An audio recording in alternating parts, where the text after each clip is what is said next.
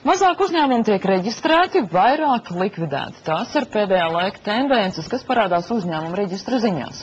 Iestāde, kas uzrauga šos procesus valstī, uzņēmumu reģistrs, šodien svin savu 18. jubileju. Šorīt mūsu studijā uzņēmuma reģistra galvenais valsts notārs Ringalds Balodis. Labrīt! Labrīt! Vispirms par pašreizējo situāciju. Kāda tā ir, vai tiešām arvien vairāk uzņēmumu tiek likvidēti un arvien mazāk reģistrēti jauni? Patiešām to var atzīt, ja mēs salīdzinām, teiksim, šī gada situāciju, teiksim, janvārī bija 1342 uzņēmumu reģistrēt mēnesī, tad novembra mēnesī, kas ir pēdējā statistika, ko mēs esam apkopojuši, ir 702. Tas liecina, ka gandrīz faktiski par pusi ir kritusies reģistrācija. Ja mēs salīdzinām pagājušā gada 11 mēneši ar šī gada 11 mēnešiem, tad mēs redzam kritumu par aptuveni 20%, un ja liek kopā vēl, teiksim, to, kad ir, teiksim, maksāt nespējas procesi par 20% pieauguši, tad mēs redzam to, par ko arī jūs runājat, par ekonomikas atzīšanu, par iespējams, teiksim, daļas cilvēku, kas vēlētos aktīvi iesaistīties uzņēmēju darbībā, teiksim, par viņu, tā sacīt, apstāšanos un nolūkošanos šajā procesā. Cik ilgi šī lejupslidošā tendence jau turpinās? Es domāju, ka, teiksim, mēs varam runāt par jūniju mēnesi, iespējams pat par māju zināms tendences bija, bet mēs nevaram runāt, ka viss ir, teiksim, tā tik slikti un ka nekas faktiski labāk nepaliek. Mēs redzam, ka mums, teiksim, elektroniskais paraksts, teiksim, attiecībā pagājušajā gadā, kad nebija neviena, teiksim, šobrīd elektroniski izsniegto dokumentu skaits ir 48, tāpat, teiksim, lai cik tas nebūtu pārsteidzoši, ārzemju pārstāvniecības reģistrējas vairāk, nedaudz vairāk biedrības, un tā kā viss jau nav tik bēdīgi. Cik tālu mēs varētu būt no kāda nosacīta optimuma, ņemot vērā iedzīvotāju skaitu Latvijā, cik daudziem vajadzētu būt uzņēmējiem, cik daudz mums vispār vajadzētu uzņēmumu?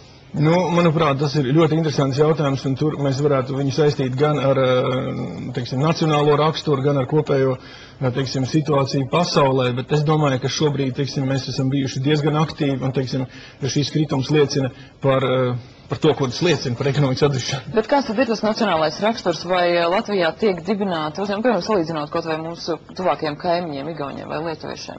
Daudz uzņēmumu Latvijā tiek dibināti? Es domāju, ka mēs šai ziņā neesam nekāds ekskluzīvs izņēmums, un, teiksim, šeit var runāt par to, ka varbūt Igauni mums ir priekšā saistībā ar elektroniskajiem parakstiem un tam līdzīgām lietām, bet kopumā es domāju, ka mēs nevaram runāt par īpaši kaut kādu Latvijas ceļu šai ziņā. Kas ir tās jomas, kurās uzņēmumi tomēr tiek dibināti? Ja mēs principā, kurās tiek, tad mēs neesam šādi apkopojumi tieši, tad ir jāskatās statūtos, ko viņi ir noteikuši. Tā kā, dažkārt, protams, mēs esam pārsteigti par to, ka vēl tiek dibināti, jo tomēr tā situācija nav tik ļoti optimistiska, un tad cilvēkam, kas dibina, ir jābūt diezgan skaidram biznesa plānam, vismaz galvā, lai dotos šai situācijā un cīnītos par savu vietu, teiksim, šai te uzņēmēju vidē. Runājot par tiem uzņēmumiem, kuri tiek likvidēti, cik daudzi vai ir pieejami tāda, cik daudz ir tādi, kas ir tiešām reāli strādājuši, un cik daudz ir tādi, kas ir, piemēram, nodibināti tikai tādēļ, lai uzcelt un pārdot vienu māju?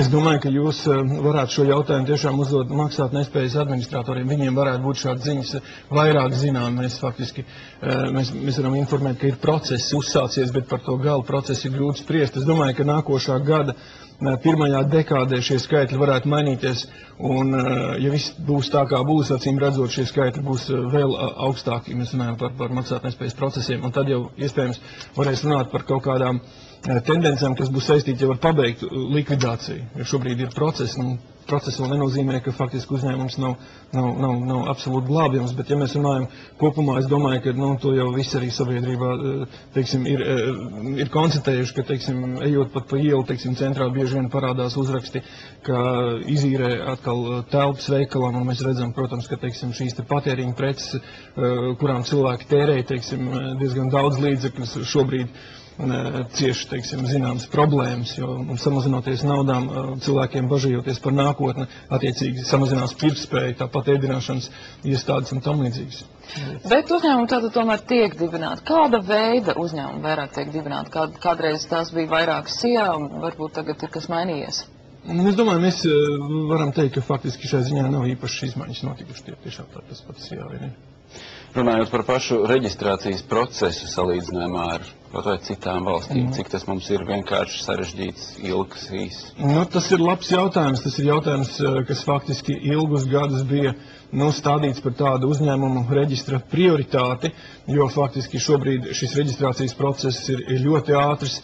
3 dienās iespējams pat noreģistrēt, bet te pašā laikā, protams, šeit ir jautājums arī par fiktīviem uzņēmumiem, un mēs diezgan aktīvi pēdējā laikā esam kopā ar valsts ieņēmumu dienestu, un pat Fuktuksēdēs tika izskatīt šis jautājums, ko darīt, lai šādu fiktīvu uzņēmumu netiktu reģistrēt, ja iespējams mazāk tiktu reģistrēt un vairāk tiktu noskaidrot patiesā labumu guvēja. Šai ziņā mēs esam šo to izdarījuši, taču novērst pilnībā faktiski to nav iespējams. Un, protams, ja mēs runājam par šo te ātro reģistrācijas procesu, palielinot pārbaudas, faktiski šis process palielināsies. Ja mēs runājam par šo te ātrumu, kas šobrīd ir ātrs, viņš, es domāju, ir jāsaist arī ar iespējamo, līdzekļu samazinājumu, uzņēmumu reģistrs. Diemžēl nav tā bagātākā iestāde, un mums tik un tā nācās šķirties no 102 000 latu, kas ir liels trieciens, un mēs vienkārši šobrīd vēl neatlaidām darbiniekus, un tas nozīmē, ka, mēs samazinājām sociālās garantijas. Protams, ja salīdzinām ar policistiem, kuriem nav šo sociālo garantiju, mēs vēl varam būt lepni. Mums ir iespēja samazināt veselības apdrošināšanu šīs te kartes.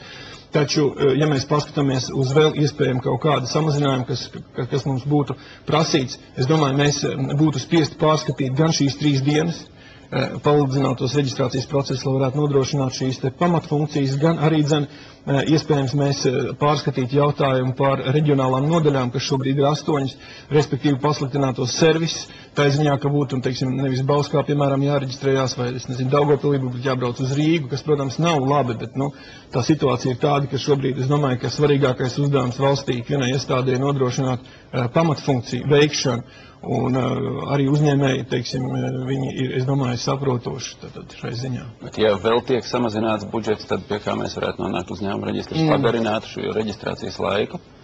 Es domāju, tas ir viens no risinājumiem, jo faktiski, ja mums jāveic šīs pamatfunkcijas un lietas ir tik, cik ir, tad te varētu būt atteikšanās, no tādām ekskluzīvām lietām, kā iekšējas audits iespējams, kā kvalitātes novērtēšana iespējams, reģionālo nodaļu samazinājums, lai gan, šobrīd ir līdz ar nagiem katrs cilvēks, strādā savu darbu. Ja mēs palūkojamies uz uzņēmumu reģistra attīstību, tad no 90. gada, kā jūs teicāt, tad 3 bija toreiz darbinieki bez priekšnieka, tad 4 cilvēki šobrīd ir 179 cilvēki bez priekšnieka, tad 180 kopā darbinieki, tad it kā ir liels izaugums, bet tai pašā laikā 90. gadā faktiski nebija uzņēmē darbība kā tāda, nebija arī nekāda cita reģistrācija. Ko nozīmētu atteikšanās no šiem te dažiem procesiem, ko jūs minējāt taupības režīmu dēļ?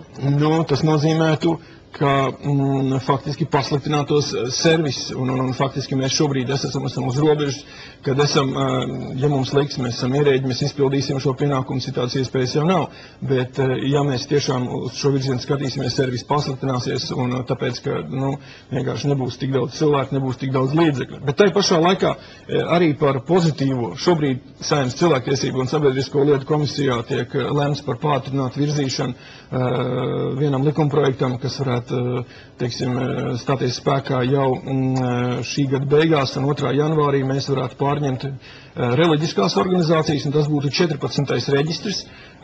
Šobrīd ir 13 reģistru uzņēmumu reģistram, un tas nozīmē to, ka faktiski ir palicis pēdējais.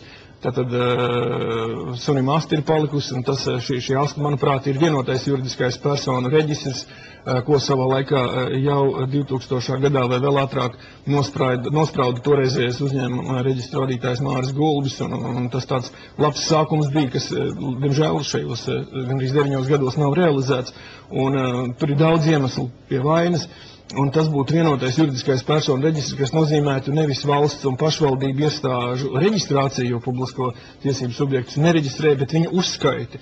Un, respektīvi, ja jums būtu vēlme uzzināt, kas kādā pašvaldībā tiešām ir pašvaldības vadītājs, jūs grieztos pie uzņēmuma reģistra, tāpat kā, ja jūs gribētu zināt, kuram ir tiesības parakstīt dokumentus kādā privātā kapitāla sabiedrībā. Paldies jums par sarunu un veiksmi arī turpmāk darbā. Atgādinām, ka šorīt mūsu studijā uzņēmuma reģistra galvenais valsts notārs Ringolds Valodis, un šodien uzņēmuma reģistram 18. jubileja. Turpinām ziņas.